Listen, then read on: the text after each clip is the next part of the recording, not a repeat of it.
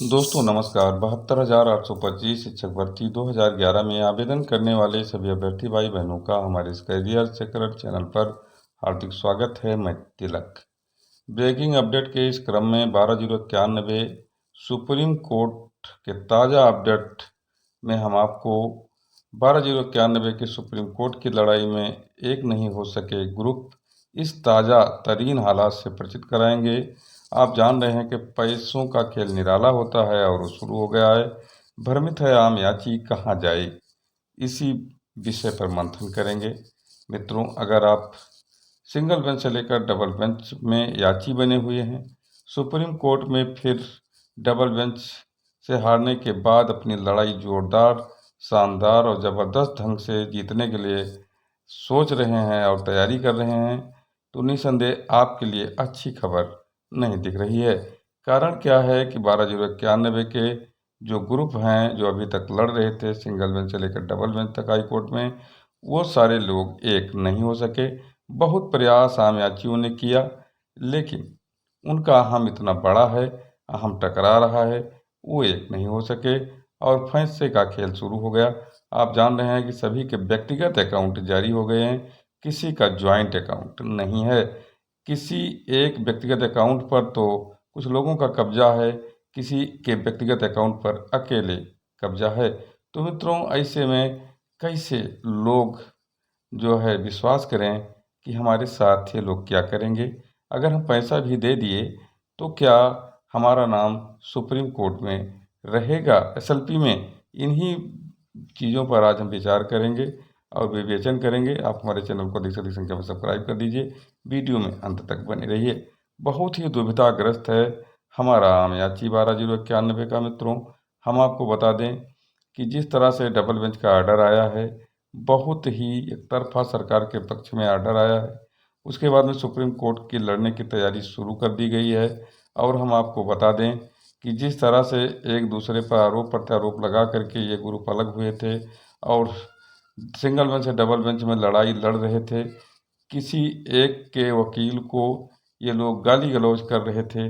आज के दिन में एक ही वकील जो सुप्रीम कोर्ट का महाज्ञानी है, उसी के ऊपर ये लोग दांव लगा करके उसी से एसएलपी बनवा रहे हैं। आज इनका हम वहाँ नहीं टकरा रहा है, लेकिन यहाँ एक होने में इनका हम बहुत टकरा रहा है। हम आपको बता दें कि जब एक ही AOR अब्दुल्ला कलाम से ही इन लोगों को रिट बनवाना था, तो काहे को भाई जो है आप एक नहीं हुए, एक मंच पर क्यों नहीं आए? क्या कारण है? तो खेल तो यहाँ पैसे का है, आपस में बातचीत होती है। यहाँ ग्रुप पर ये अलग देखते हैं, हमें जो लग रहा है सब मिले हुए हैं।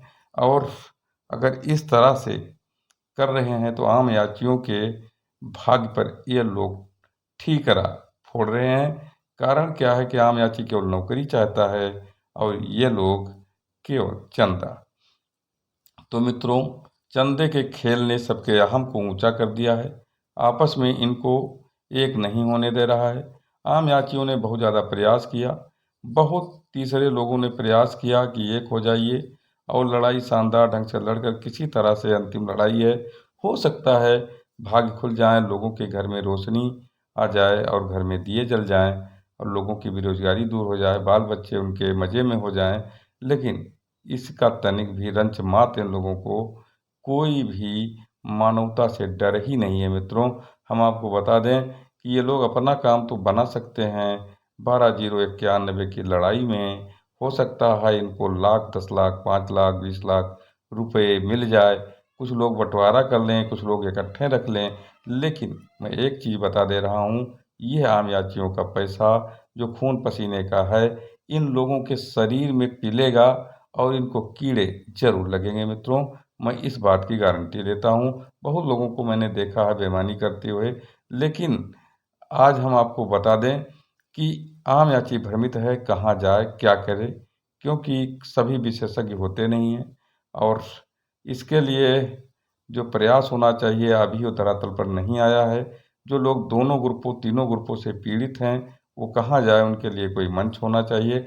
और इस मंच की व्यवस्था प्रकृति लग रहा है कि स्वयं करेगी और जल्द ही करेगी और उसकी भी सूचना लोगों को मिल ही जाएगी। तो मित्रों, पीड़ित लोग मजबूरी में कहीं ना कहीं अलग हो ही जाते हैं। ये लोकतंत्र है और लोकतंत्र में सबको सब कहने का अधिकार है और सब जो है सहने का भी अधिकार है। तो कहाँ तक सहेंगे, सहने की तो सीमा समाप्त हो चुकी है। सुप्रीम कोर्ट की अंतिम लड़ाई अब ये लोग ऐसा लड़ना चाहते हैं आम याची कि किसी तरह से जीत के नज़दीक हो सके।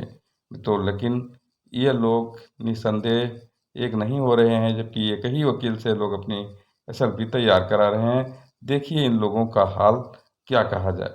लेकिन आप लोग बिल्कुल दिक्कत में ना आए, क्योंकि कहीं ना कहीं प्रकृति और भगवान ऊपर वाला जरूर तैयार करेगा एक ऐसा मंच जो आपकी भी लड़ाई लड़ेगा, चाहे जहां भी आप रहेंगे, लेकिन आपकी लड़ाई लड़ता रहेगा।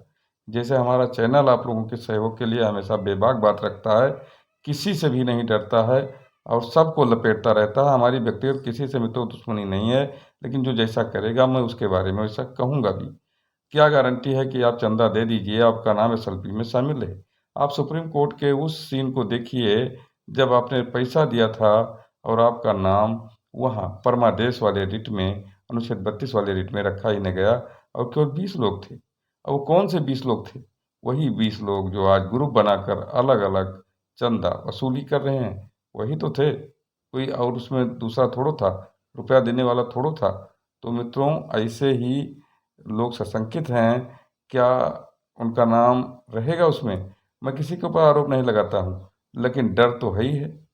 उसके पहले भी सुप्रीम कोर्ट में कई मामले चले हैं, लोगों ने पैसा लिया, कुछ लोगों का नाम डाला, कोई पता लगाने नहीं गया। आज तक किसी का नाम 24 फरवरी वाले में भी नहीं है, बहुत सारे लोगों ने पैसा दिया था। तो ऐसी लड़ाई ये लोग लड़ते हैं और ये अंतिम लड़ाई है। इसमें तो पैसा साधने का बहुत अच्छा मौका है, क्योंकि कोई किसी से कहना ही नहीं जाएगा।